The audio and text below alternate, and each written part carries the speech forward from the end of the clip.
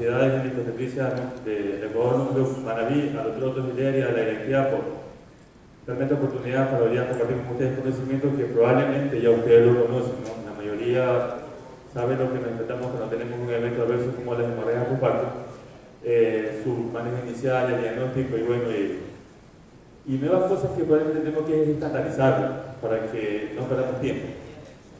La siguiente. Entonces, el objetivo de la charla es fortalecer las competencias ante una hemorragia obstétrica, conocimiento, decisiones, habilidades de estrés, o sea, hacerla en el momento oportuno. Así. Como ustedes ven ahí en esa diapositiva, no sé si tienen un enlace. Ya. Ustedes ven ahí existen bastantes agrupaciones donde la definición de hemorragia de parto pues varía en unos con otros.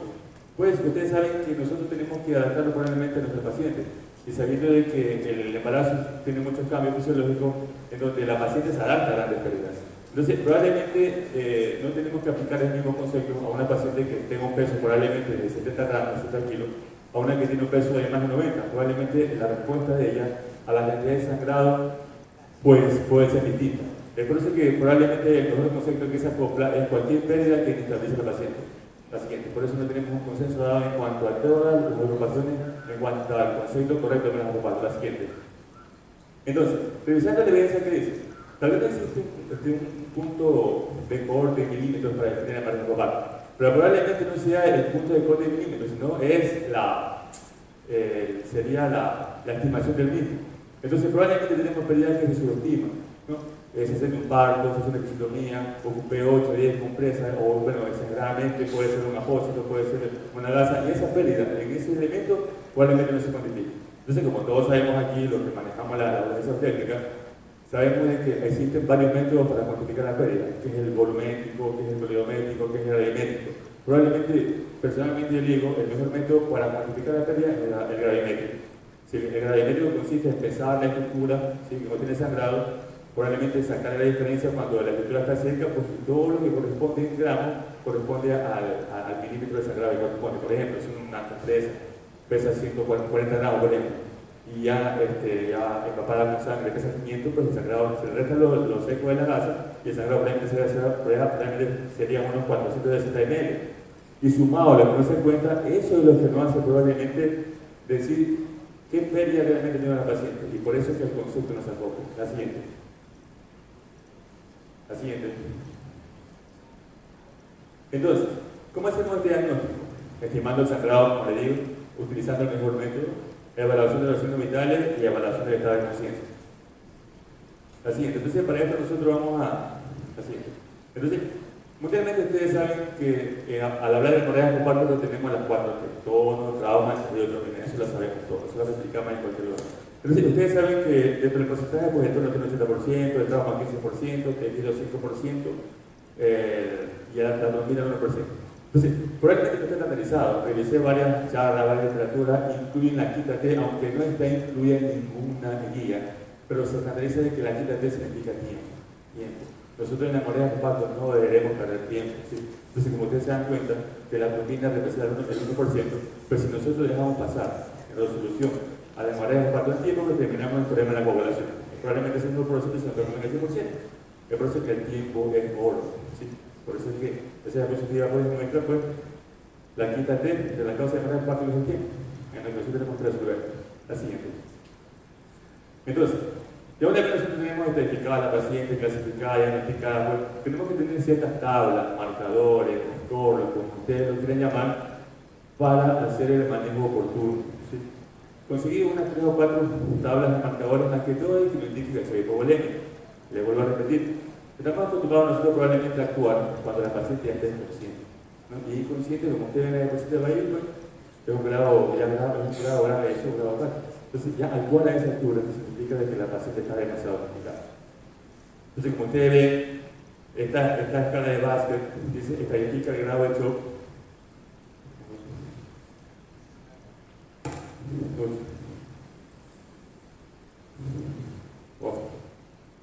No sé qué es.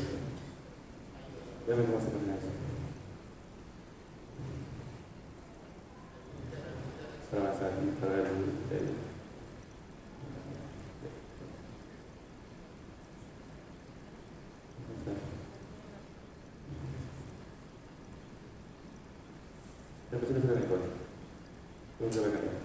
Entonces, la clasificación de Bakke significa estadificar el grado del shock.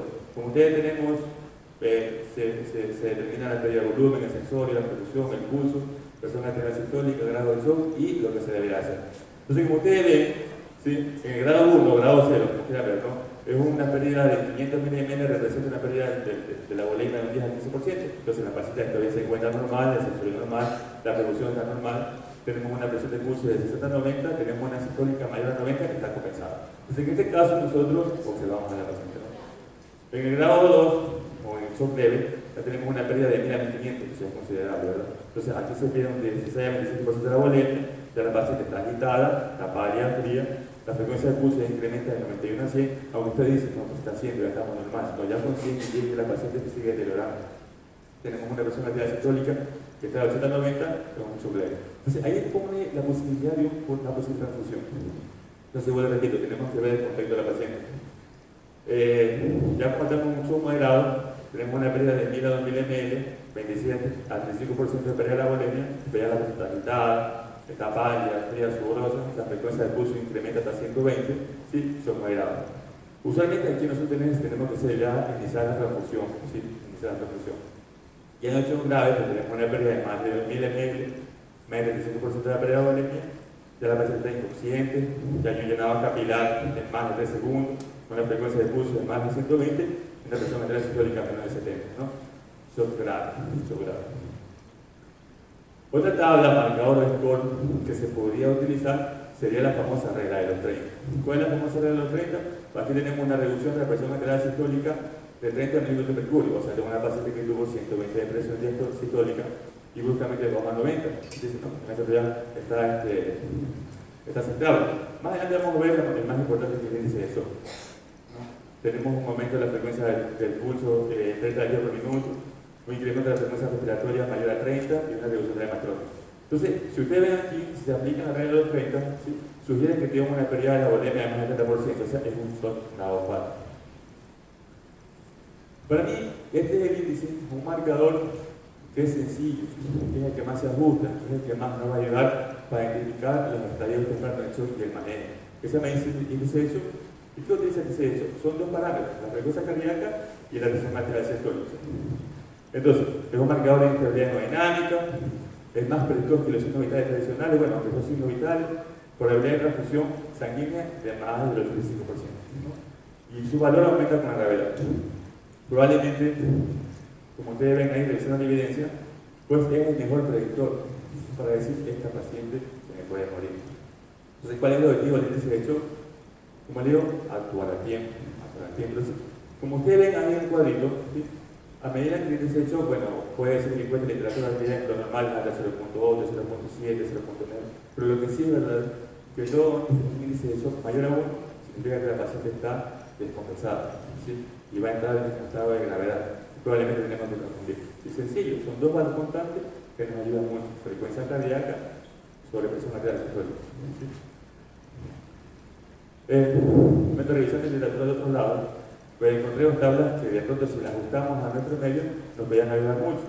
La primera es el sistema de alerta temprano modificado para larga obstétrica. Su sigla en inglés se llama MIU. ¿Qué es MIU? Es una herramienta que permite detectar tempranamente a las ventanas con deterioro de los procesos fisiológicos y difusión orgánica que pueden desarrollar el corazón materno. Entonces, esto nos va a indicar activar tempranamente nuestro código de alarma, como ustedes le llamen a su hospital, código madre, código rojo, código Leticia, código amarillo, como ustedes lo tengan identificado en su hospital, pero la cosa es activarlo, formar el grupo y actuar adecuadamente. Entonces tenemos que el 90% de las emergencias obstétricas presentaban signos de gravedad con un MIU mayor a 4. Y los eventos adversos más graves, morbilidad materna extrema, mortalidad materna, ¿verdad? Se dan cuenta que tenemos casi los mismos parámetros: frecuencia cardíaca, frecuencia respiratoria, saturación de oxígeno, temperatura, presión sistólica, respuesta al dolor, ¿sí? Entonces, dice acá que si tenemos dos amarillos, ¿sí?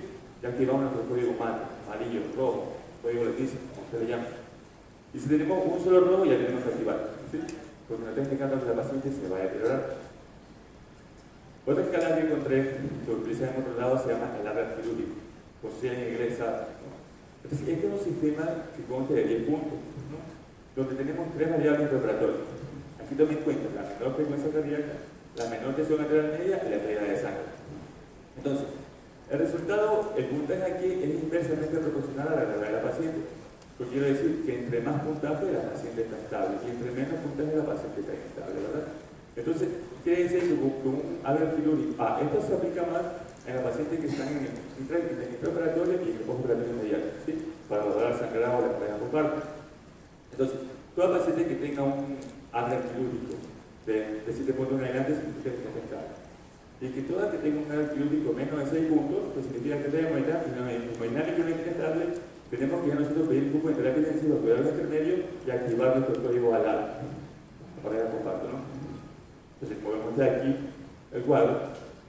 Entonces, un puntaje de 0 nos da, cuando tenemos un sangrado de más de 1000 ml, una persona que era media menor a 40 y una frecuencia de pulso menor a 80. Entonces, a medida que tiene más puntaje, pues los valores se acercan más a la estabilidad de la paciente. Esa es la resolución. Sin embargo, ¿sí? Ninguna herramienta puede reemplazar al examen de la paciente, al contexto de la paciente, a cómo se encuentra la paciente y a su evaluación clínica. Estas tablas son para que nosotros nos vamos a actuar de una manera oportuna, ¿sí? ¿Por qué le quiero decir? Antes de hablar del protocolo de manejo, si ustedes más o menos se dan cuenta de esa diapositiva, significa que, ¿sí? El valor de acá, en ese sentido, habla sobre la sobrevida y la línea acá habla sobre el tiempo. Entonces, ¿qué quiere decir? Que entre más tiempo yo demore en resolver la hemorragia, pues la sobrevida de la paciente va a disminuir. Entonces, como dice ese cuadro, yo tengo una sobrevida en el 100% cuando actúo en el primer minuto, 2 minutos del evento. Entonces, si actúa a los 10 minutos, la sobrevida tengo un 70%. Si actúa a los 20 minutos, ya tengo un 60%, ya sucesivamente. Bien.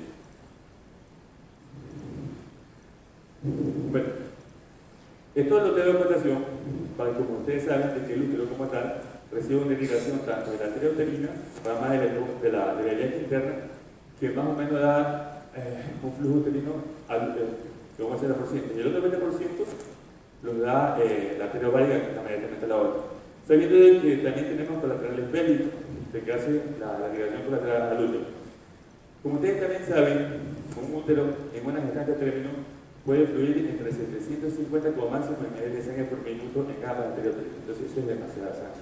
Por eso que yo siempre le veo replicando que si nosotros nos vamos a demorar mucho en resolver el problema de sangrado, pues la paciente no puede. Esa es la cantidad de sangre que fluye por la arteria uterina en un embarazo térmico.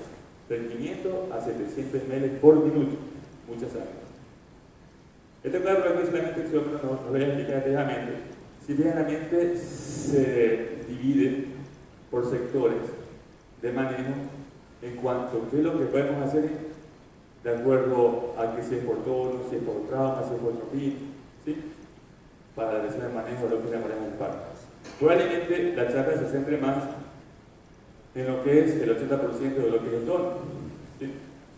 El otro manejo, pues que si es por trauma, pues suturar el desgarro, si es por retención, sacar la placenta, poner otro tónico, si es por inversión, reponer el útero, otro tónico, ¿sí? Pero probablemente esto se centre más en el 80% que corresponde al tono. Como ustedes saben, pues a toda paciente que es un posparto inmediato se le pone el manejo activo. Tradicionalmente es oxitocina minuto, o convencionalmente era, para salir a lo anterior, resumiendo rotación controlada y lo que era masaje. Y esta literatura de la Cochrane del año 2018, donde no necesariamente tenemos que nosotros decir que tiene que ser oxitocina intramuscular. Podemos poner, como dice ahí, oxitocina 20 unidades, 500 cc de celulosaina, ¿sí? Y ve pasar en una hora y continuar con un flujo continuo, como manejo activo, no como tratamiento específico, como preventivo. Aparte de eso, podemos utilizar mesoprostol, ácido tranquilizante. Ellos recomiendan que probablemente la vía intravenosa actúe mucho más rápido que la vía intramuscular, ¿sí? Se lo dejo a votación para que lo tomen. Ojo, no significa que tenemos que dejar de hacer lo que hacemos tradicionalmente. Simplemente es una opción, ¿sí? Pero ya una vez que nosotros ya diagnosticamos, dimos nuestra medida preventiva y si nos enfrentamos frente al problema, tenemos que hacer las medidas generales de reanimación con líquido. O que en este punto probablemente cometamos un error consciente, porque nosotros para mantener la volemia decimos que tenemos que transfundir 7, 5, 5.000 ml de líquido. Eso es contraproducente de cierto punto, ¿no? Las guías actuales dicen que la reanimación tiene que ser con cristaloides porque son los que tienen una moralidad más cercana al plasma y de los cristaloides el lactato. Y de ahí que solamente recomiendan como máximo 2.000, 2.500 ml hasta que tú estabilices al paciente. Porque si tú transfundes mucho líquido, pues estamos predispuestos a provocar una coagulopatía por dilución y está más complicada la paciente. Aparte de eso, que dentro de todo lo que se hace en este momento, pues tenemos que mantener una buena temperatura, porque si no se nos va a hacer el ciclo vicioso de la actividad de la muerte. ¿Sí? Hipotermia, acidosis y coagulopatía. Más se nos complican a la paciente.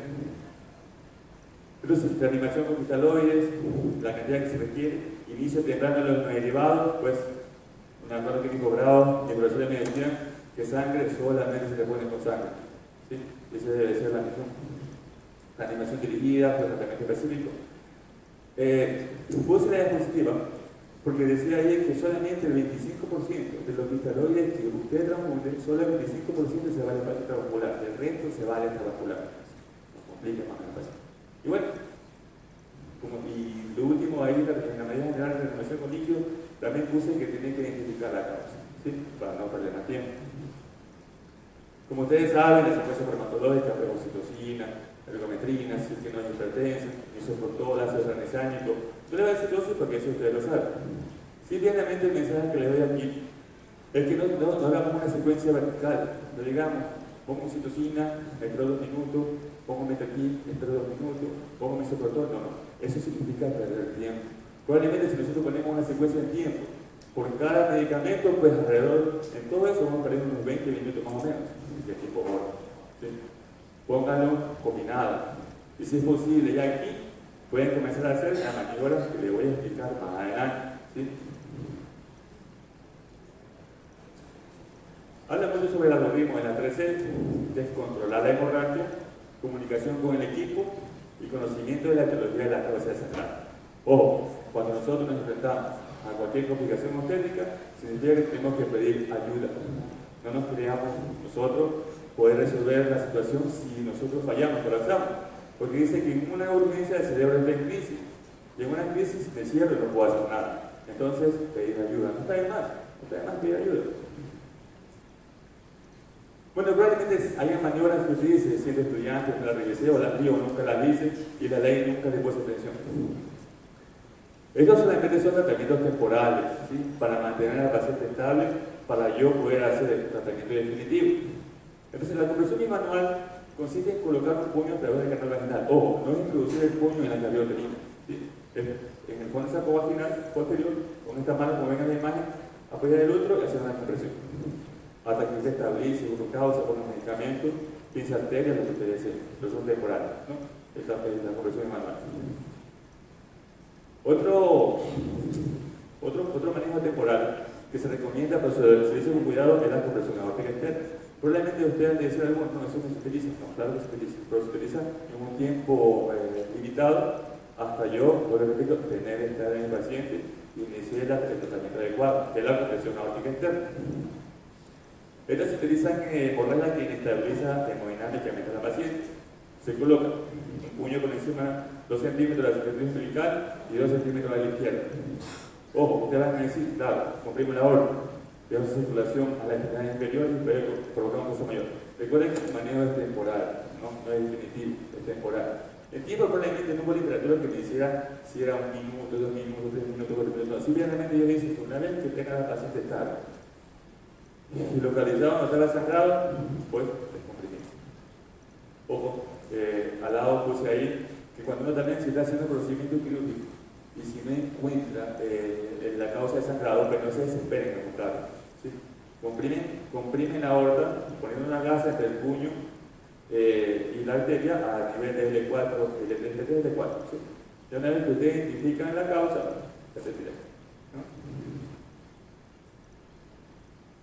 Así como el índice de shock era uno de los marcadores de prevención mejor, para mí la técnica de seda sigue siendo una medida temporal de sabotaje y para mí la más eficaz es más sencilla. Todos los hospitales cuentan con 2 pinzas de aro recta, 2 pinzas de aro curva, 2 válvulas de estima o un espéculo vaginal que lo puedes articular y todo. ¿Sí? O hasta los centros de salud pueden armar, eso no es muy costoso, una técnica sencilla. Esta reduce el 80% del flujo uterino. ¿Sí? La técnica de SEA consiste en pinzar por vía vaginal para el preuterino. Probablemente, digo, repito, muchos lo saben, probablemente no quieren aplicarlo porque no tengan temor, la técnica es sencilla. ¿Sí?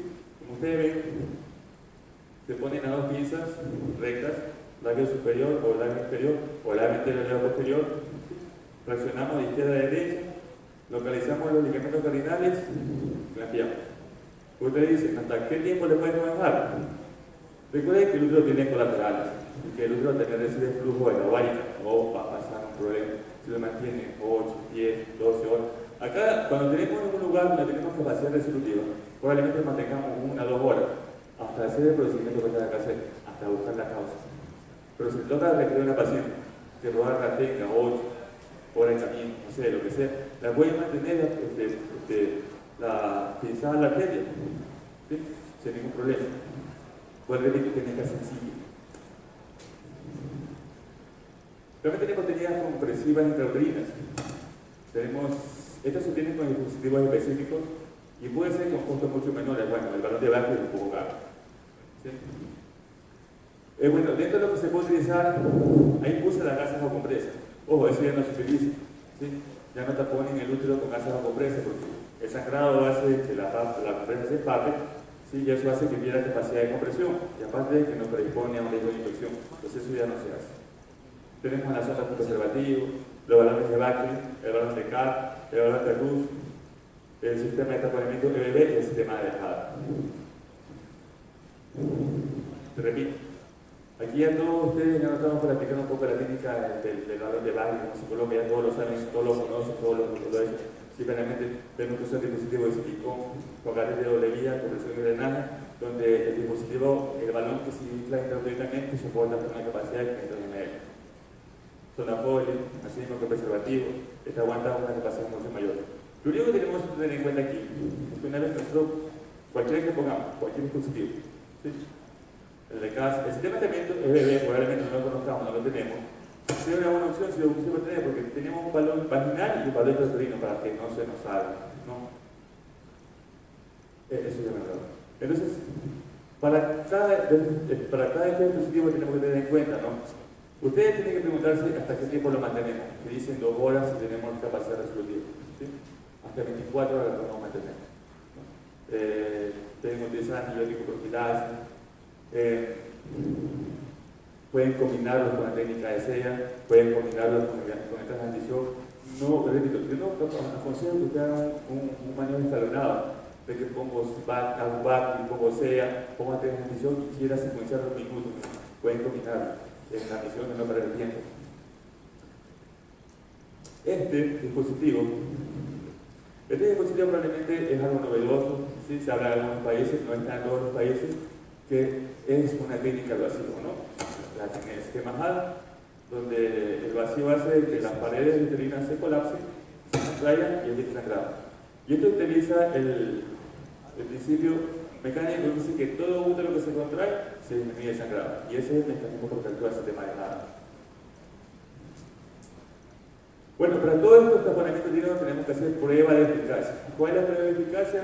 Es que cuando es positiva consigue tener sangrado. ¿Verdad? Recuerden que todos son medidas temporales, no son definitivas, ¿sí? Tenemos que buscar la causa. Y negativo, o tenemos sangrado continuo, ¿sí? Y ahí se debe proceder a otra medida. Se considera predictor de efectividad cuando el sangrado es menos de 50 ml en los primeros 30 minutos. De pronto ahí van a sugerirse va a aparecer las dudas, las discusiones,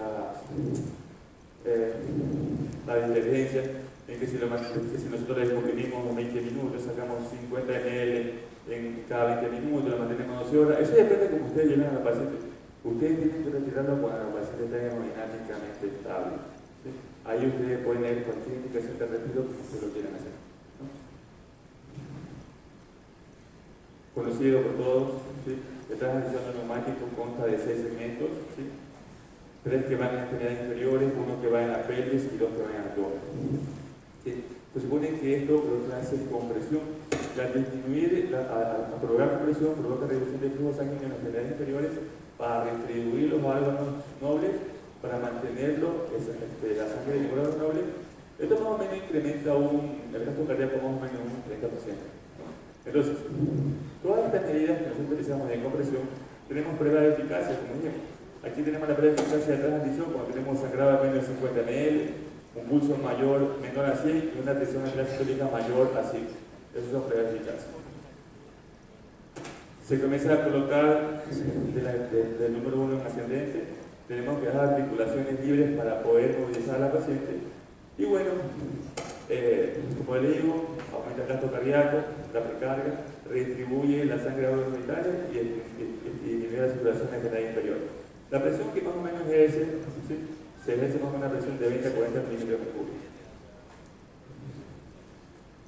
Seguimos avanzando. Ya probablemente hasta ahí son medidas que pueden hacer la persona que se encuentra en un centro de salud, en un primer nivel, ¿no?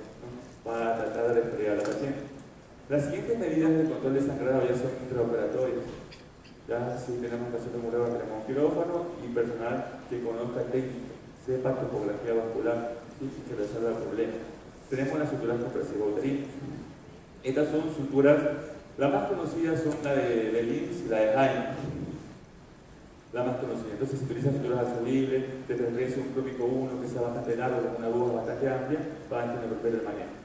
¿Cuál es el mecanismo de acción de estas suturas compresivas? ¿Sí? Comprime la musculatura del útero y también hace compresión del lexo placentario para disminuir el sangrado. La técnica de Lins, como ustedes saben, es la técnica que se utiliza en transquirúrgico con una cesárea, ¿sí? Y la técnica de Hyman, ¿sí? Es la que se utiliza probablemente cuando la paciente me parió, no me va sangrado, le puse medicamento, lo taponé, le puse SEA, me sigo sangrando y deseo conservar la fertilidad, pues hago Hyman, ¿no? Aunque también la Hyman también la puedo hacer en una cesárea, cuando se habla de esterotomía, porque el Belin indicativamente tiene que tener esterotomía abierta para que cumpla para que cumpla su principio, cumpla su cometido. Las otras técnicas de control de sangrado postparto pues, son las ligaduras vasculares. Y yo repito, y así tendrá que hacer la persona que tenga conocimiento y destreza, ¿no? Tenemos la técnica de olear, la técnica ligadura de celúlico, la ligadura escalonada de anclado y la técnica de posada. De las cuatro, la que nosotros podemos formular, que es más sencilla y la que se da menos tiempo, es la técnica de posada. Como ustedes ven en la diapositiva, la ligadura brillante, por ejemplo, el objetivo es ligar los vasos diferentes, ¿sí? Se concluye la arteria ovárica, el vehículo uterino, tiene un 96% de éxito. La del celúlico pues, se llama triple ligadura porque liga la arteria ovárica, la uterina y la arteria de tazo que pasa sobre el ligamento redondo. Sería el caso, 24 pacientes, 95% de éxito. La técnica de arraigo, pues, esta ocluye la arteria uterina en dos segmentos, ¿sí? En dos niveles. Y tiene un 95% de los casos. Estas tres técnicas que les repito son más laboriosas y además tiempo. Probablemente la persona que no tenga destreza pues vaya a parar en el manejo. La técnica de posada pues es más sencilla, solamente se requiere localizar el tronco de la arteria uterina, que es la conseja que se luce el útero, ¿sí? Como que lo doble para ver la prioridad posterior y superar. Una técnica rápida, sencilla, pero rápida para que la vida. Estas técnicas también se pueden combinar con el Belin, ¿sí? Y bueno, para no sacar el útero, aunque si hay casos de que no me responde a ninguno de los manejos, pues más vale una viva sin útero que una muerta con útero, ¿verdad? La puse porque me llama mucho la atención que sea positiva. Todos nosotros siempre evidenciamos, tratamos de decir y salvamos a la paciente. No se murió, o solamente estadificamos o publicamos la muerte materna. Pero ¿qué pasa con todas esas pacientes que han comorbilidad materna extrema? Dice la OMS que por cada paciente que muere, cada madre que muere, quedan 30 comorbilidad materna extrema. Y esa es la parte que no vemos, ese es un iceberg. El iceberg, cuando está en el mar, solamente se ve la comida, que es un pequeño porcentaje, que es lo que nosotros queremos decir a la muere la paciente, y es lo que se está diciendo. Pero, ¿qué pasa con unas pacientes que se salvaron y quedaron con una secuela? No lo sabemos, no la seguimos. No sabemos el porcentaje de que se quedó con insuficiencia renal, de que se quedó con otro tipo de estudio neurológico, con un problema mayor, de morbilidad, en tal caso. O sea, el mensaje aquí es que se salve o no se salve, tenemos que evitar que lleguen a ese punto, para no tener esa movilidad más extrema. Bueno, la conclusión. Se concluye que el 90% de Las muertes maternas por choque volémico se consideran evitables. ¿Sí? Las conductas médicas tomadas durante la atención de los casos a veces son inoportunas. Hablamos de personal que no tiene capacidad resolutiva. Nosotros en nuestro país, decía un profesor, tenemos un África y tenemos un Suecia. Un Suecia porque probablemente tenemos hospitales con todo, para hacer un procedimiento por especialista, material, máquinas, todo lo que sea. Por lo tanto tenemos un África. Pero tenemos hospitales que no tienen banco de sangre profesional, quedan muy lejos. Esa es la realidad de nuestro país. Segundo es que las contracciones uterinas es el principal mecanismo de hemostasis. Y el tapón distribina impide el sangrado secundario del superficial. Ustedes saben que cuando el útero se evacúa, normalmente hacen un mecanismo fisiológico de compensación del pérdida de sangrado que es el propio taponamiento y el mismo taponamiento. Entonces, esos son los mecanismos de hemostasis natural, cuando el útero se evacúa.